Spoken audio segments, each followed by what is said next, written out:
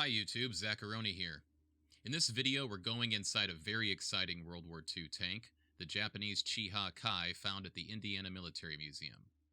This wasn't a planned visit, but we were in the area, and after a conversation with the owners I was fortunate to get private access to their collection. My goal with this video is to draw some attention toward the Chiha Kai, which, although still inferior to American armor in the Pacific, was Japan's best mass-produced tank of World War II. Something important to note when watching this video is the turret, because it's actually the turret of a Chi-He, not a Chiha Kai, which was attached to the hull by the US after the war. With this being an impromptu visit, I didn't bring the camera that I use for my other content, so I do apologize if the iPhone quality isn't the best, but I simply could not pass up the opportunity to film this for all of you. Huge thanks to the Indiana Military Museum for making this happen. Now, without further ado, let's go inside the Chiha Kai. Okay, so getting in and out of this tank is actually pretty easy. You've got your handhold here. I'm going to use one of these road wheels. Road wheel, track, engine deck. And right here at the back of the turret, we do have the rear machine gun. You've got an additional hatch, obviously the engine hatches. One thing you'll notice about this tank is the armor is riveted. And that's something that a lot of people started doing when they made armored vehicles, and then quickly realized that those rivets turn into bullets inside the tank when you're hit with something like high explosive or even AP. So riveted tank manufacture fell out of fashion pretty quickly. But I do want to draw attention to the additional armor plate here on the turret, which is about, I would say, 15, maybe 20 millimeters right here on the front, and then it ends on the side of the turret. This hatch here is the gunner's hatch, and that is the commander's hatch, and you can see the periscopes. They really aren't periscopes, they're more like just vision ports. And just to give you an idea, you saw in the intro how tall this tank is or is not. I'm about 6'2". Now I can stand on the hull of the bottom of the hull there inside the tank, and my head, my vision, is right at those vision ports, which is really nice. There's a mount here for a rooftop MG for AA, LOL, anti-infantry. The roof armor, which is something that some people want to know, is not that thick, probably about 10 millimeters. And there are some welds on the roof in addition to the rivets. Now, before we get inside, I'd want to point out that this is the 47 millimeter high velocity gun, which is 10 millimeters smaller than the 57 millimeter gun that they started the Chihas out with in 38. But the Japanese experience in the Sino-Japanese War against Russian BT tanks taught them that they needed to have a more potent anti-armor ability. So they put the 57 away, put the 47 in, and had much better armor penetration. On the front here, we've got, just beneath this marine mannequin, we've got our hull-mounted machine gun, and then two hatches there. And then I just wanted to walk down here, the driver's vision ports. So take a look there. That's the vision port. Look how thin that is. Look how thin that is. And obviously this can lift and lower if you want to have that thing open and, risk being exposed to whatever is in front of the tank that may not be friendly. And then you've got the periscope, the optic port for the MG here. This is not a real MG, but it looks pretty good, gotta say. Very impressed with how the museum's taking care of things. Something to note about the gun. Now I can't be certain about the 47 millimeter, but the 57 millimeter, its mount used a manual shoulder-operated elevation and depression. There was no gear that you had to turn. You just lift and lower the gun accordingly to get your desired elevation. Another feature on the 57, and again, not sure if it was on the 47, but on the 57, was that this mount here in the turret could pivot from side to side. So you could actually get some traverse on the gun to the left and the right without having to move the entire turret, which is an interesting feature. Again, no turret basket. Turret just sits on top of the tank, and the crew has to walk with the turret as they traverse. Okay, now we are on top again. I am going to enter not through the commander's hatch, but through the gunner's hatch, just because that's a little bit easier. And just bear with me for a few seconds while I try to get my fat ass in this tank. All right. I'm putting my feet on the turret ring, and then just gonna kind of drop in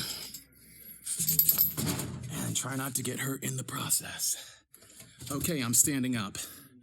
And again, at 6'2", I'm not sure how this looks on camera, but at 6'2", I am taller than the roof of this tank. This is the gunner's position, as I said. I'm gonna get my other cell phone out so that I can use the light from that, because the lighting is pretty poor otherwise.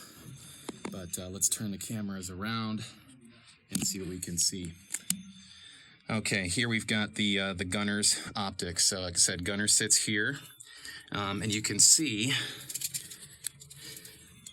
right there where the periscope would have been, the scope, I'm sorry. And here's the turret ring. There's the gears. Now to turn the turret, usually the gunner controls that. Right over here is the turret traverse gear on the other side. So you've got your loader / your commander operating that, and of course the commander's hatch is right there. Okay, so that's a nice feature. Is it optimal? No, but the guy in the commander's spot can turn the turret, and he probably has the best idea of where the gun needs to go. So, take it or leave it. Beneath me here on the floor, we have the drive shaft. Down here, the seat is gone, but there would have been a seat here. That is where the machine gunner / radio operator would sit. And then you have a ammo rack for him for the clip-fed machine gun. And then you have the driver's spot. I want to show you, again, seat is gone. I am not going to sit where that seat would be, just because, as you can see, the floor is not in the best of condition. And I think if I sat down, I'd probably never be able to get back up. But squatting in this position, I just want to give you guys an idea of the lack of visibility the driver would have, okay? That, what you are seeing, is what they would have seen. Okay, that's your left vision port for the driver. Here's your right vision port for the driver. Now, obviously, you've got the driver's visor, which can open and close, so he could have a lot more visibility with it open, but not a lot of visibility. The machine gunner / radio operator has a vision port there.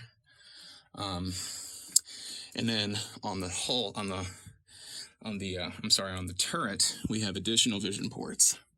If my voice sounds a little bit weird, it's because it's like 100 degrees in here. All right.